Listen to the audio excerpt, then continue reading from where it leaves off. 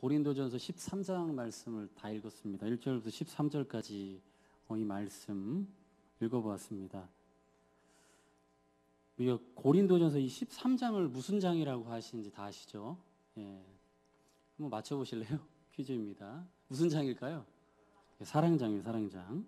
사랑이라는 이야기가 많이 나옵니다. 사랑으로 시작하여서 사랑으로 끝납니다. 사랑에 대해서 이야기하고 있습니다. 교회마다 여러분 특색이 있잖아요.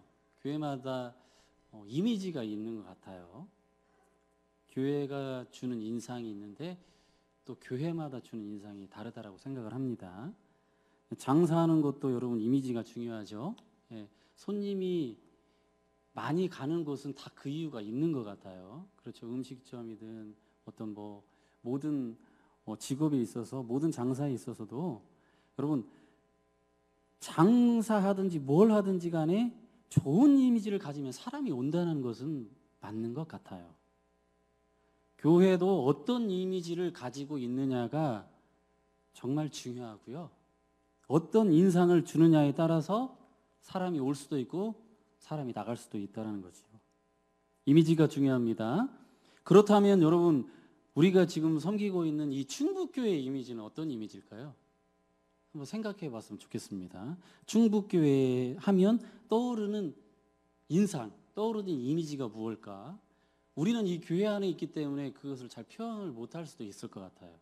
그런데 교회 밖에 있는 사람들은 알 것 같습니다. 우리가 나름대로 우리 교회 하면 떠오르는 이미지, 인상이 어떤 이미지인지 한번 생각해 볼 수 있는 시간이 되었으면 좋겠습니다. 고린도 교회는 어떤 교회입니까? 고린도 교회는 한마디로 표현하면 성령의 역사가 활발했던 교회입니다. 성령의 은사가 활발한 교회예요. 그런데 고린도 교회의 이미지는 정반대다라고 볼 수 있습니다. 성령이 역사하셨고 성령의 은사가 확실하게 나타나는 교회였지만 고린도 교회의 이미지는 정반대입니다. 갈등이 있었고요. 다툼이 있었습니다. 분쟁이 있었고 게바파, 아볼로파, 그리스도파가 나누어져 있었습니다. 음식 문제에 대한 것도 있었고 결혼 문제도 있습니다. 성찬 예식으로 인한 갈등도 일어나고요. 심지어는 성령의 은사 때문에 갈등도 일어났습니다. 방언파, 예언파, 병 고치는 파 이런 파들이 있었다는 거예요. 그렇다면 여러분 성령의 역사가 활발했는데 왜 이렇게 갈등이 많을까요? 성령의 역사가 활발하게 일어났는데 왜 이렇게 비신앙적인 모습을 다 가지고 있었을까요? 왜 그랬을까요? 바울도 아무것도 아니고요. 게바도 아무것도 아니에요. 바울이 그 이야기 하는 거 아닙니까? 바울이나 게바나 아볼로나 그게 무슨 의미가 있니? 그게 나에게 무슨 의미가 있니? 요즘 유행하는 거 있잖아요. 그죠? 그 서장훈 씨가 많이 밀고 있더라고요. 그죠? 그게 나에게 무슨 의미가 있냐? 여러분 이런 이미지가 무슨 의미가 있습니까? 이렇게 나누는 것이 무슨 의미가 있나요? 음식이 뭐가 중요한가요? 그럼 우상의 제물, 우상에게 바쳐진 그 음식 먹는 거 여러분 어떻게 생각하시나요? 그 먹을 때에 거리낌이 없으면 되는 거예요. 성경적으로 보면 그렇잖아요. 그렇죠? 내가 그것을 먹으려고 할 때 거리낌이 없으면 돼요. 거리낌은 안 먹는 게 좋아요. 왜요? 마음에 거리낌이 있으면 안 먹는 게 좋다. 바울도 그러잖아요. 난 평생 동안 고기를 먹지 않겠다. 어떨 때요? 거리낄 때. 다른 사람에게 덕이 되지 않을 때. 내가 고기 안 먹겠다. 그거 먹어서 뭐 하는 거야? 싸울 바에는 안 먹겠다. 그것 때문에 문제가 생기면 안 먹겠다. 그런 이야기 아니겠습니까? 여러분 고린도 이 전서에서 이야기하는 그것은 바로 이런 것 같아요. 어떤 것을 하고 어떤 것을 먹고 어떤 것이 일어나고 이런 것이 중요한 게 아니라 그 가운데에서 함께 하시는 하나님, 하나님이 함께 하시느냐 함께 하시지 않느냐, 하나님의 사랑이 거하느냐 거하지 않느냐, 그럼 그게 상당히 중요하다라고 이야기를 합니다. 무엇을 하든 간에 다 무엇을 가지고 하라는 것입니까? 사랑을 가지고 행하라는 거예요. 사랑을 가지고. 사랑이 없으면 아무 의미가 없다는 것입니다. 그럼 내가 주님을 사랑하니까 먹는 것도 절제할 수 있는 거예요. 그렇죠? 내가 주님을 사랑하기 때문에, 주님을 믿기 때문에 먹는 것도 절제할 수 있고요, 합당하게 먹을 수도 있는 겁니다. 하지만 다른 사람이 내가 먹는 것을 합당하지 않게 거리낌 가운데 먹는 것을 봤을 때 다른 사람이 저 목사님 왜 우상의 제물을 먹지? 저거 먹으면 안 되는 거 아니야? 라는 생각이 들게 한다라면 여러분 안 먹는 게 좋다는 거예요. 그렇죠? 내가 주님을 사랑하면서도 먹는다고 하더라도 교회에 덕이 되지 않고 다른 사람에게 덕이 되지 않는다면 안 먹는 게 좋은 거예요. 안 하는 게 좋은 거라는 거예요. 그렇죠? 우리가 그런 거 있잖아요. 뭐 어디 그런 광고도 나오더라고요. 뭐 CBS 그 라디오를 들어보니까 뭐 교차로 같은 데다 뭐 주차할까 말까 고민될 때는 어떻게 하라고요? 하지 말라는 거예요, 여러분. 고민될 때는 안 하는 게 좋은 거예요. 저도 고민되는 거 했다가 정말 큰 코 다친 적 많이 있었어요. 예. 고민되잖아요, 여러분. 그럼 안 하면 돼요. 내가 이거 할까 말까 생각 드는 거 있으면 안 하는 게 좋습니다. 하면요, 뭔가 이상해요. 뭔가 이상한 문제가 일어나더라고요.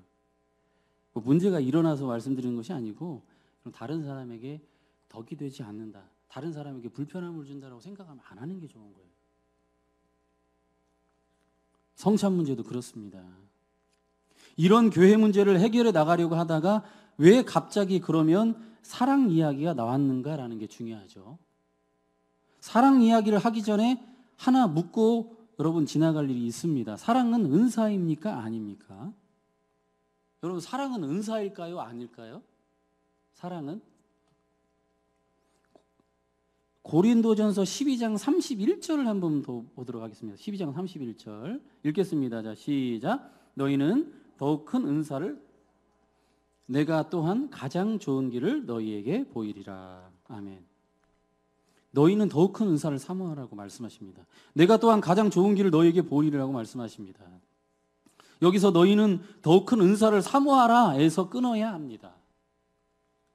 12장은 여기서 끝나는 거예요. 그리고 좋은 길이라고 했지 여러분 좋은 은사라고 하진 않았어요. 그래서 여러분 사랑은 은사가 아니다라고 말할 수 있겠습니다. 사랑은 은사가 아니에요. 좋은 길입니다. 14장 1절을 한번 볼까요? 그럼 앞뒤로 한번 우리가 살펴봐야 되겠죠. 14장 1절을 보겠습니다. 시작. 사랑을 추구하며 신령한 것들을 사모하되 특별히 예언을 하려고 하라. 아멘. 개역 한글판을 보면요, 사랑을 따라 구하라, 신령한 것을 사모하라 라고 이야기합니다. 사랑을 추구하라, 이 뜻이 사랑을 따라 구하라 라는 뜻입니다. 이 땅의 모든 신령한 것을 원하지만 거기에는 반드시 사랑과 함께 구하라는 의미입니다. 사랑과 함께 구하라는 것이에요. 아무리 신령한 은혜를 받았다고 하더라도 사랑이 없으면 아무것도 아니기 때문입니다. 이것을 잘 설명해 주는 것이 오늘 우리가 읽었던 고린도전서 13장 1절에서 3절까지의 말씀입니다. 1절에서 3절을 한번 읽어보겠습니다. 자, 시작. 내가 사람의 방언과 천사의 말을 할지라도 사랑이 없으면 소리나는 구리와 울리는 꽹과리가 되고, 내가 예언하는 능력이 있어 모든 비밀과 모든 지식을 알고 또 산을 옮길 만한 모든 믿음이 있을지라도 사랑이 없으면 내가 아무것도 아니요, 내가 내게 있는 모든 것으로 구제하고 또 내 몸을 불살하게 내줄지라도 사랑이 없으면 내게 아무 유익이 없느니라. 아멘. 잘 설명해 주고 있어요. 저는 오늘 이 설교의 제목을 제일은 사랑이라고 잡아봤습니다. 제일은 사랑이라고 말하는 그 이유가 무엇인가요? 첫 번째를 말씀드리면 우리의 믿음을 평가하는 기준이 사랑이라는 것입니다. 하나님은 우리의 믿음을 평가할 때 무엇으로 평가하시나요? 사랑이라는 거예요. 사랑이 기준입니다. 사랑이 있냐 없냐가 기준이에요. 4절에서 7절을 한번 읽어보도록 하겠습니다. 여러분 여기서 읽을 때는 제가 반대로 읽고요, 여러분은 그대로 눈으로 보시면서 읽으시면 되겠습니다. 4절부터 자 읽겠습니다. 4절부터 저는 반대로 읽고 여러분은 그대로 읽습니다. 시작. 사랑은 참지 못하고, 사랑은 온유하지 않으며, 사랑은 시기하고, 사랑은 자랑하고, 사랑은 교만하고, 사랑은 무례히 행하고, 사랑은 자기의 유익만 구하고, 사랑은 성질을 잘 내고, 사랑은 악한 것만 생각하고, 사랑은 불의를 기뻐하고, 사랑은 진리를 싫어하고, 사랑은 참지 못하고, 사랑은 믿지 못하고, 사랑은 인내하지 못하고, 사랑은 견디지 못하느니라. 여러분, 제가 반대로 읽어보니까 여러분 어떤 의미가 되나요? 좀 듣기 싫죠? 듣기 싫은 것 같아요. 다 반대로 읽어보니까 읽으면서도 그렇게 좋지가 않습니다. 고린도전서 13장을 해석하는 구절이 바로 11절이라고 볼 수 있습니다. 11절 같이 읽겠습니다. 시작. 내가 어렸을 때에는 말하는 것이 어린아이와 같고 깨닫는 것이 어린아이와 같고 생각하는 것이 어린아이와 같다가 장성한 사람이 되어서는 어린아이의 일을 버렸노라. 아멘. 제가 반대로 읽었던 이 모습이 어떤 모습이에요? 어린아이의 모습인 거예요, 여러분. 육체적으로 어린아이를 뜻하는 것이 아니라 영적으로 미숙한 어린아이를 의미한다고 볼 수 있습니다. 어린아이의 모습이에요. 어린아이는요, 참지 못해요. 어린아이는요, 온유하지 않습니다. 시기하고요, 자랑하고요, 교만해요. 예. 자기가 뭐 이렇게 좀 하나 잘하는 것만 있어도 다 자랑하잖아요. 다 만나는 사람마다 자랑하잖아요. 무례히 행하고요, 자기 유익만 구합니다. 성질 잘 내고 악한 것만 생각하고요, 불의를 기뻐하고 진리를 싫어하고 참지 못하고 믿지 못하고 인내하지 못하고 견디지 못합니다. 이것은 신앙적으로 덜 성숙한 어린아이의 모습이라고 볼 수 있습니다. 장성한 사람은 그렇다면 어떻습니까? 4절에서 7절이 거리끼지가 않는 거예요. 편한 거예요. 장성한 사람은 이렇게 행하는 게 더 자연스러운 겁니다. 부딪히지가 않아요. 이렇게 하는 게 더 그냥 편하거든요. 장성한 사람은 사랑이 경지에 이른 사람이다라고 볼 수 있습니다. 성숙한 사람이라고 볼 수 있어요. 그럼 어린아이와 성숙한 사람의 모습을 비교해 주는 것이 고린도전서 13장의 모습입니다. 그래서 여러분, 우리의 믿음을 평가하는 기준이 무엇이 되어야 합니까? 사랑이 되어야 합니다. 우리가 사랑과 함께 구하고 있는가, 사랑과 함께 추구하고 있는가, 이게 중요합니다.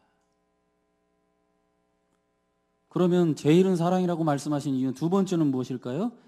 두 번째는 사랑은 예수님을 말씀하시기 때문입니다. 우리가 흔히 알고 있는 4절에서 8절의 사랑의 정의는 사랑의 정의가 아니에요. 사랑은 이런 거예요. 말하고 있지만 이것은 사랑을 말하는 게 아니라는 것입니다. 여러분, 이렇게 사셨던 분이 누구십니까? 4절에서 7절까지 모습으로 사셨던 분은 바로 예수님이세요. 예수님은요, 이렇게 사셨어요. 오래 참으셨어요. 예수님은요, 온유하시고 시기하지 않으셨습니다. 예수님은 자랑하지 않으셨고요, 거만하지 않으셨어요. 그래서 여러분, 사랑을 예수님으로 바꿔서 읽어도 다 돼요. 은혜가 됩니다. 마음에 다가와요. 아, 예수님이 그렇게 사셨지, 예수님이 이렇게 행하셨지, 예수님의 성품, 예수님의 모습을 우리가 볼 수가 있습니다. 예수님을 보여줍니다. 학자들이 모두 일맥상통하게 이 모습이 바로 예수 그리스도의 모습이다. 여러분, 예수님이 십자가를 지시기 전에 여러분 이런 모습으로 십자가를 지신 거예요. 또 십자가를 지실 때에도 이러한 모습으로 십자가를 지신 거예요. 이러한 생각과 성품으로 예수님은 십자가를 지셨습니다. 예수님의 삶, 예수님의 일생의 삶, 십자가를 지신 정신이 바로 이 모습이라는 것입니다. 십자가를 지신 마음이에요. 사랑 대신 예수님을 넣고 여러분 많이 읽어봤으면 좋겠어요. 오늘만 읽어보는 게 아니라 이것을 여러분 우리가 매일 읽어봐도 좋을 것 같습니다.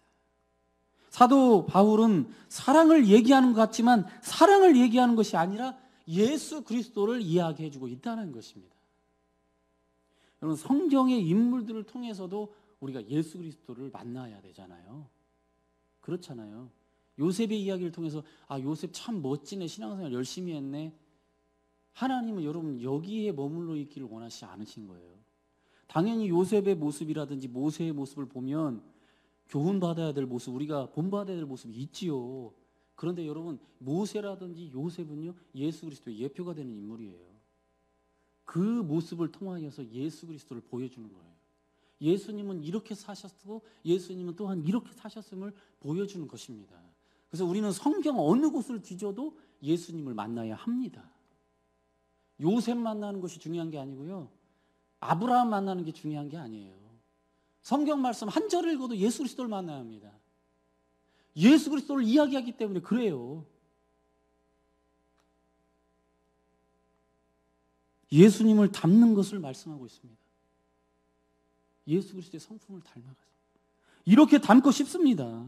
저도 이렇게 성숙된 모습으로 예수님을 닮고 싶습니다. 고린도 교회가 왜 이렇게 분란이 많았습니까? 어린아이의 신앙을 가지고 서로 자랑하기에 바빴기 때문입니다. 장성한 사람은 예수님을 닮은 사람입니다. 고린도전서 13장 그래서 사랑장이 아니고 성령장입니다. 성령하면 방언, 병고침, 예언을 생각하지만 여러분 이게 성령의 사역의 전부가 아니잖아요. 성령의 사역의 일부일 뿐입니다. 성령의 본질적인 사역은 우리가 예수 그리스도를 알고 믿도록 해주는 사역입니다. 예수 그리스도를 알고 그 주님을 구주로 고백하고 믿게 해주신 분이 누구세요? 성령님이세요. 성령께서 그렇게 인도해 주십니다. 여기 나온 분 중에서 내가 노력하고 여기 나온 사람이 있으신가요? 난 내 노력으로 여기까지 왔어 라고 생각하시는 분 계시겠지만 저는 말씀드리고 싶습니다. 성령님이 오시게 하신 거예요. 그렇죠? 우리가 내 생각 가지고 여기 나온 게 아니에요. 성령님이 이끌어 주셨습니다. 내 믿음이 성령으로 왔다고 한다고 하면 여러분 믿음 자랑할 게 있을까요? 자랑할 게 없는 거죠. 내가 했으면 자랑거리가 돼요. 근데 내가 하지 않았어요. 내가 여기 온 것도 내가 이 땅에 태어난 것도 내가 한 게 아니에요. 하나님의 섭리고 계획입니다. 하나님의 크신 경륜이에요. 하나님의 빅픽처입니다. 하나님의 크신 그림이에요. 그것을 여러분 우리가 인정한다라고 하면 내 자랑 나올까요? 쏙 들어갈걸요. 안 나와요, 여러분. 내 자랑은 도저히 나올 수가 없습니다. 주님 자랑밖에 안 나옵니다. 예수님 자랑밖에 안 나와요. 예배 드리면서 여러분 무슨 생각이 많으신가요? 여러분 우리가 예배 드리러 와서 회개의 예배에서만 그치는 분들이 굉장히 많으세요. 주일날 오셔도 회개만 하다가 돌아가신 분이 계시다고요. 여러분 저는 단호하게 말씀드릴 수 있을 것 같아요. 회개만 하고 돌아가시면 하나님 기뻐하지 않으십니다. 이곳에 와서 회개만 하고 돌아간다? 하나님께 예배하는 것이 여러분 회개만 있는 겁니까? 회개를 넘어서야죠, 여러분. 그렇죠?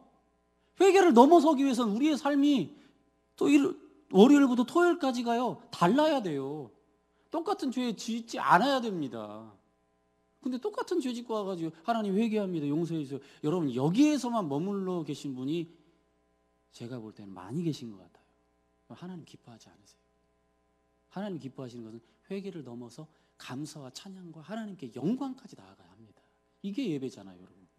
이게 예배잖아요. 저도 이렇게 말씀을 드리면서 저도 매일 이렇게 돌아봐요. 내가 회개하기 위해서 교회에 나왔나? 내가 회개하기 위해서 하나님께 예배드리나? 아니지. 감사와 찬양이 있어야지. 내가 감사의 찬양 드려야지. 일주일 동안 나를 살게 하신 하나님께 감사와 찬양 드려야지. 나를 여기까지 인도하신 주님 앞에 감사와 찬양 드려야지. 하나님께 영광 돌려드려야지. 믿음이 성장하면 할수록 여러분 회개를 넘어서는 거예요. 감사와 찬양과 경배와 영광까지 나아갈 수 있습니다. 왜요? 우리의 삶이 보증이 되기 때문에 그래요. 우리의 삶이 다른 사람에게 보증되기 때문에 그렇습니다. 다른 사람도 우리의 삶을 보면서 저 사람도 반성하게 되고요. 저 사람도 회개하게 되는 거예요. 그러면 여러분 이곳에 와서 감사가 가장 먼저 나와요. 감사. 하나님이 나를 이렇게 인도하시고 나를 살게 하시고 나를 여기까지 인도하셨구나. 감사할 수밖에 없습니다. 성령님께서 이 선물을 우리 마음속에 주셨어요. 감사라는 선물을 주셨습니다. 예수 그리스도라는 선물을 주셨습니다. 우리가 믿음 생활할 때 그래서 여러분 하나님께 매여 있는가, 하나님께 끌려 사는 사람인가, 아니면 내가 주도적인 사람인가, 여러분 이것을 매일 돌아봐야 합니다. 내가 성령에 이끌림 받는 사람인가? 하나님께 매여서 하나님께 완전히 묶여서 내가 살아가고 있는가? 죽게 묶인 나의 삶인가? 아니면 내가 내 생각 가지고 내가 주도적인 삶을 살아가고 있는가? 성령 하나님이 주도적이십니까? 여러분이 주도적이십니까? 그럼 돌아볼 수 있기를 바랍니다.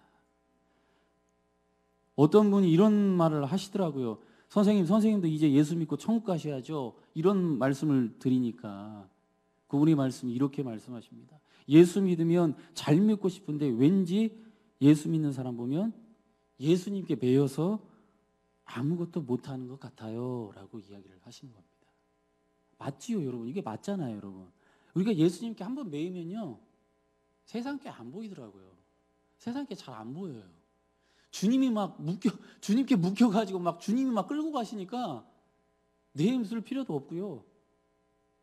세상 것이 즐겁지가 않아요. 근데 여러분 이 사람은 이렇게 얘기하는 거예요. 주님께 매여 있는 것처럼 보이니까 예수님께 매여 사니까 그게 싫다는 거예요. 그것은 맞습니다. 예수님을 믿으면 예수님 우리를 가만히 놔두지 않는 줄로 믿습니다. 성령님이 우리를 그냥 놔두지 않아요. 하나님께 매이고 성령님께 매이는 것처럼 내가 하나님께 묶여 있는 것처럼 여러분 생각하신다면 여러분 내 욕심과 내 생각이 살아서 그렇습니다. 하지만 주님이 인도하신 대로 한번 맡겨볼 수 있기를 바랍니다. 왠지 바보처럼 느껴지지만 왠지 끌려 사는 것처럼 느껴지지만 내가 주도적이지 않아 실패한 것처럼 느껴지지만 여러분 맡겨보시기 바랍니다. 주님이 책임지실 줄 믿습니다. 여러분의 삶을 선한 길로 인도하실 줄 믿습니다. 성령님이 하시는 일은 바로 그래서 예수님의 모습을 닮아가게 한다는 거예요.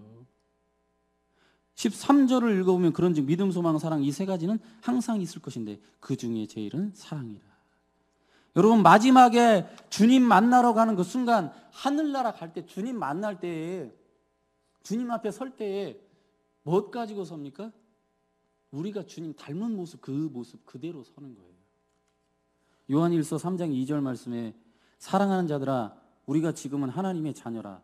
장래에 어떻게 될지는 아직 나타나지 아니하였으나 그가 나타나시면 우리가 그와 같을 줄을 아는 것은 그의 참모습 그대로 볼 것이기 때문이니. 아멘. 아직 나타나지 아니하였으나 장래에 어떻게 될지는 모르지만 주님이 나타나시면 우리가 그와 같을 줄을 아는 것은 그의 참모습 그대로 볼 것이기 때문이다. 여러분 예수님은요 우리를 평가하시고 주님 앞에 섰을 때 판단하실 때 네가 나를 얼마만큼 닮았니? 네가 나의 성품 나의 모습 얼마만큼 닮았니를 가지고 평가하는데요. 어떻게 하면 닮아가요? 사랑을 추구하고 사랑을 구하고 사랑을 따라 행하면 우리가 사랑을 행하는 것이 어려운 것이 여러분 우리가 사랑의 존재가 아직 되어지 않았기 때문에 그래요. 사랑을 일로 생각하기 때문에 그렇습니다. 무엇을 해야지만이 이게 사랑이다라고 일 중심의 사람이기 때문에 여러분 우리는 사랑을 실천하기가 어려워요. 근데 여러분 사랑은요 내 모습 그대로 그냥 보여줘도 사랑인 거예요. 내 모습에서 예수님의 모습이 보이면 사랑한 거예요 여러분. 그렇잖아요. 우리가 그렇게 살아가야 되잖아요. 우리의 모습을 보고 예수님의 모습을 보여줄 수 있어야 합니다. 우리는 주님을 닮은 주님의 자녀이고 주님의 사랑받는 존재이기 때문에 그렇습니다. 그렇기 때문에 여러분 우리는 다른 사람 닮아갈 이유가 없고요. 오직 주님만 닮아가면 돼요. 주님만 추구하면 되는 거예요. 사랑을 구하면 되는 것입니다. 그래서 여러분 우리가 마지막으로 제일은 사랑이라고 말씀하신 이유는 사랑의 존재가 되는 것을 주님이 원하시기 때문에 그래요. 우리가 사랑의 존재가 되면 돼요. 여러분 보통 이런 표현하죠. 넌 사랑 덩어리야 라고 표현하죠. 사랑 덩어리. 여러분 어떤 사람이 사랑 덩어리처럼 보이세요? 막 그 사람 보면 막 사랑이 넘치는 거예요. 사랑이 막 넘쳐 펄펄 넘쳐. 그럼 여러분 사랑 덩어리야 막 하잖아요. 근데 여러분 다른 사람만 사랑 덩어리만 되면 안 되잖아요. 우리가 사랑 덩어리가 돼야죠. 우리에게서 사랑이 넘쳐야 돼요. 흘러 넘쳐야 돼요. 우리가 사랑 덩어리가 돼야 됩니다. 우리만 보면 예수님 생각나고 사랑이 흘러 넘쳐서 주님의 사랑이 증거되고 예수님의 복음이 증거되고 하면 얼마나 행복할까요? 주님 그거 원하시는 겁니다. 주님 앞에 섰을 때 여러분 그 모습을 보시길 원하시는 거예요. 네가 나를 얼마만큼 닮은 삶을 살았느냐. 저는 여러분 두렵습니다, 솔직히. 이렇게 말씀을 드리면서 두려워요. 내가 주님을 닮아가고 있는지가 정말 두려워요. 하지만 그래도 노력하려고 합니다. 주님 닮아가려고 노력해요. 정말 발버둥 치려고 합니다. 우리의 이런 몸부림이 있어야 돼요. 주님을 닮기 위한 처절한 몸부림이 있어야 합니다. 그렇지 않고서, 내 자신을 부인하지 않고서, 내 자신을 십자가에 완전히 못 박아 죽이지 않고서는 주님 닮아갈 수가 없겠더라고요. 완전한 부인, 완전한 자기 부인을 통해서 주님만을 닮아갈 수 있는, 주님만을 추구하며 주님만을 구할 수 있는 우리 모두가 그런 존재가 되기를 소원하고 소망합니다. 기도합니다. 우리 함께 찬양 드리겠습니다. 함께 오직 예수뿐이네 찬양 드립니다.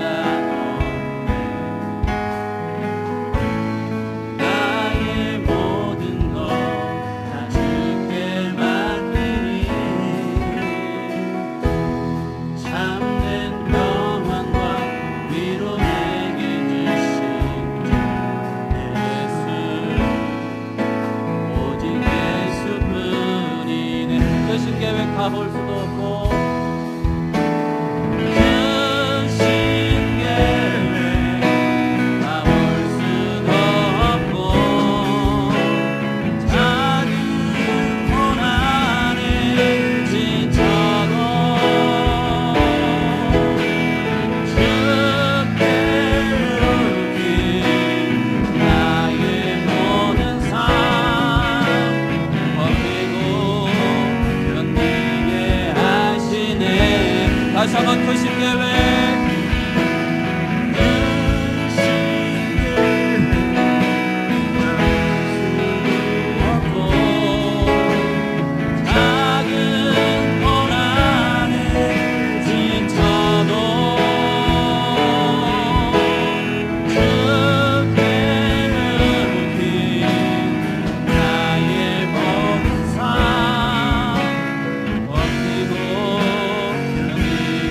아